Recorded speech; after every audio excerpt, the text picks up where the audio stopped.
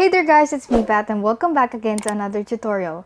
For today's video, I'm going to discuss about the Bitwise Operator or. So guys, if hindi nyo pa napapanood yung first video natin, which is the Bitwise Operator and so make sure to check that out at ilalagay ko na lang yung link down below and up here, okay?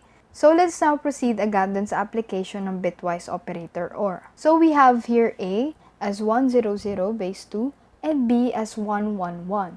So, ang kailangan natin hanapin ay A or B. So, guys, ito pala yung symbol sa operator natin na OR, okay?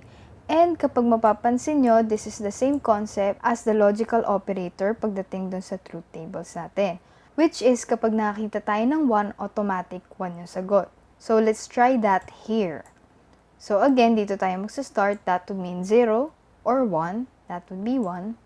0 or 1, that would be 1 again, and then 1 or 1, that would be 1. So that would be our final answer. Now let's try this one, X or Y. Again, dito tayo magsa-start sa right part, so that would be 1 or 0 is equal to 1, 1 or 0, that would be 1 again, 0 or 1, that would be 1, and then 1 or 0, that would be 1, and 1 or 1, that would be 1. So ayan yung answer natin. So, just a reminder guys, kapag nakita ka ng 1, automatic, 1 na yung sagot para mas mabilis tayo, okay? Now, let's try this example. So, in this example, we are going to determine P or Q. So, again guys, dito tayo magsa-start sa part na to.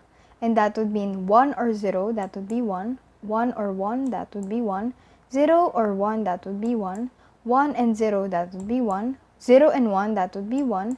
1 and 1, that would be 1. 0 or 1, that would be 1.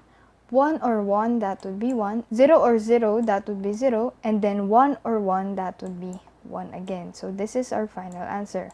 But before that, kailangan natin i-double check. Tingnan natin kung tama. 1 or 0, 1. 1, 1, that would be 1. 0 or 1, that would be 1. 1 or 0, that would be 1 ulit. 0 or 1, that would be 1. 1 or 1, that would be 1 again.